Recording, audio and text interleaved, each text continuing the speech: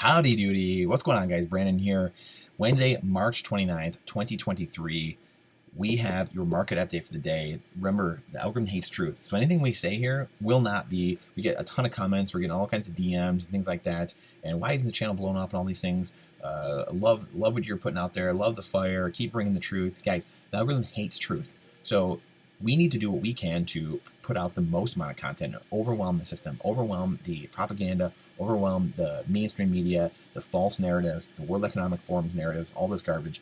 Anyone doing what I'm doing, if you're doing it, you're writing, blogging, videos, whatever, we need to push this out. Please share this out with friends, family members, whoever on social media, and get this out. It's the only way this is going to get out. The algorithm is going to do us zero favors.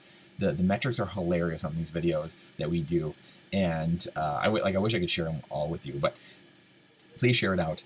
Let's jump right into this, and let's get some truth, because at least the people here, you and I, we get to build community together of like-minded people, because that's the number one thing in any situation, whether it's survival situations, getting prepared, investing, masterminding, partnerships. It's the most important thing, is to have like-minded people around you. You become the people that you are around, right? You are the sum of the 5 people you hang around with most. So let's jump right into this. The United States 10-year yield, the big three, the trifecta, obviously, that the credit is what wags the tail, right? The big three, the 10-year yield, the DXY, the dollar relative strength, and the oil price. Those are the 3 things that really drive the economy and really give us the signs of what's happening. As Greg Foss always says, we are in a credit and liquidity crisis. It's just math. Credit is what drives everything. It's not equities, it's not stocks. Those are lagging indicators. Those are derivatives of the credit markets. Credit markets are what drive everything. So this is why we do this every day, to show you guys what's going on and where you can look to see what's actually happening. U.S. 10-year Treasury note yield seen as a proxy for global borrowing costs, consolidated above 3.5% as investors pause to reassess the lookout for monetary policy while weighing the risk of recession after the recent turmoil in the banking sector. This week, a report on the Fed's preferred measure of inflation will be published to provide further clues into the central bank's next move. So far, signs of persistent price growth and a tight labor market sparked speculation. Tight labor market. Guys, we're getting bombed everywhere. People are losing their jobs left and right. I just heard one of my family members works for GM. I mean, I have all these other family members that either got severances or buyouts from huge mortgage companies, all kinds of stuff. GM doing the same thing, offering dang near every employee massive buyouts, biggest ones they've ever done, and severance packages, trying to get everyone they can out, trying to save billions of dollars in salaries. And if they don't accept it, you might just get cut anyway. You might just be gone. So I don't know how the Fed and all these people can just continue saying the labor market is so tight. This is how you know the metrics are busted. This is why you got to stop paying attention to the narrative, to the accepted narrative from the government. This is literally batshit crazy. How can you see everything that's right in front of you? And then, but again, when the lies are big enough, people tend to believe them. This is why people believe government. People in places of power, people just look up to them and say, like, okay, whatever you say, and then they just vote people in. Terrible approval rating for Congress? Well, doesn't matter. We're going to vote them back in. Guys, stop paying attention to the unproductive class. Stop paying attention to the mainstream media. Start doing some of your own homework. Come to places like this. Find other places that are doing things similar to this. Find the data. Do your own research. Do not trust what I'm doing. Verify what I'm doing. Do your own research. Spend a few minutes. Go look at this stuff for yourself. This is why we show you every day where to go and what to look at. This is because people are going to get crushed. They're trying to squeeze the middle class and the poor. This is the end game. They're trying to squeeze. And again, don't believe me? Go look at these books. Go check these out. If you want to understand why these things are happening, what's happening, go check these books out. All these books. I talk about these books all the time. Jared Diamond's books, Collapse, Why Societies Fail, Guns, Germs, and Steel. All these books. Just go read them. Go figure it out.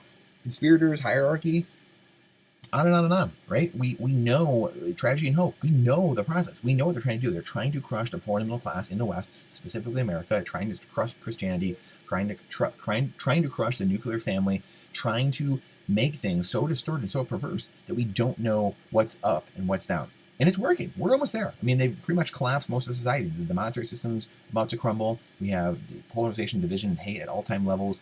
And we're getting there. We are crumbling, and our enemies are laughing at us. Enemies of free markets, enemies of capitalism, enemies of liberty, and enemies of life. Period. And history is our guide. As Jim Rogers says, one of the most famous investors of all time. If you want to be a good investor and really is good at life, you got to know 2 things: history and philosophy. You have to know those two things. You have to. So again, people think that the Fed's rate tightening cycle may not be over. Money market bets are now equally split between the 25 basis point hike and a pause during the regulators policy meeting in May.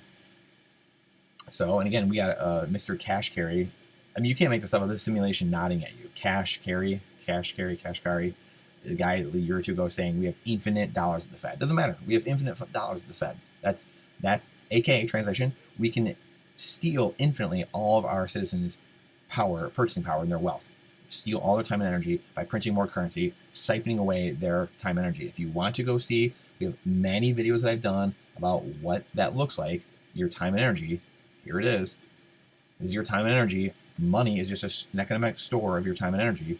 Well, here's your wealth, your time and energy, your work being put in away from your family and everything. This is it being put into a fiat currency. Dollar, yen, peso, as you can see down here. Just leaking away inflation. They're stealing it. They're taking it from you and doing what they want with it. Sprinkling it around their pet projects, whatever. Can't talk today. If you want a finite money, time and energy poured into a finite container. It used to be gold and silver. That's the best we had. Now we have Bitcoin. We win. We have a perfectly sound container. There'll be no more than 21 million ever. And we now have a finite asset for a finite time. It's a perfect trade. We never had that before. So this is why it's important. So Mr. Kashkari, you're terrible. Get out. And what did he say? He's one of the first policymakers to warn that recent stress in the financial sector and the possibility of follow-on credit crunch brings the world's largest economy closer to recession.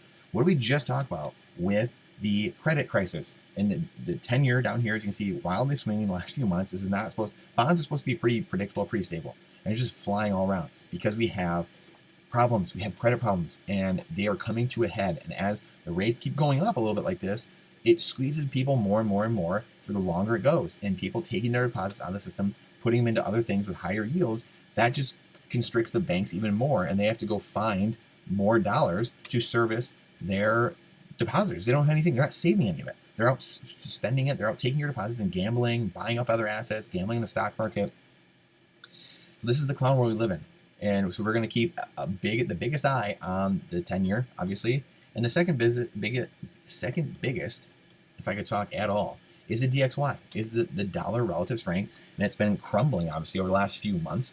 It went way up. But people, again, have been buying up other assets. So the dollar's been falling because there's been positive liquidity in the system going forward. But this is the thing. Overall, the DXY is that 1B to the 10 years 1A. So you have to look at this. You have to figure out what's going on here. So we'll keep a very close eye on this. And it's going to fall long term. This is the thing. It might go up in the short term. I'll go a 50-year chart here. It might go up in the short term. It might go up to, way up. It might go up to 120, 150. It really could. In the short term, next few years, when we have a lot of crisis, a lot of things going on, people are selling out of all their assets and then just piling into the dollar, piling into cash. That strength, that dollar goes up, rates moving up, whatever. But long term, this will continue to fall as the dollar is printed into oblivion, and eventually it might be strong compared to all the other currencies. The other currencies are going to have to print more than the dollar will. So again, this could stay strong technically. It's kind of the dollar milkshake theory, where you're going to have. It's a weird metric because the dollar strength is really contrasted with the other fiat currencies, but the other fiat currencies are tied to the dollar. So the dollar can't really necessarily go too far below the other currencies. So other currencies will collapse first, then you'll have the dollar collapse. And it can be soft collapse. We've had 99% of the dollar value be lost since the Fed was created 110 years ago. So where do we think it's going?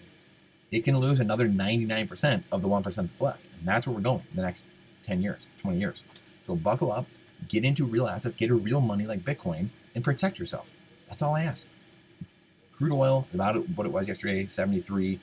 Again, that's ticked up again the last few days. People thinking, hey, the economy might be a little good. Hey, things haven't totally collapsed now in the last few days, so I think we may be good. So people getting a little high on the hog here. I love it.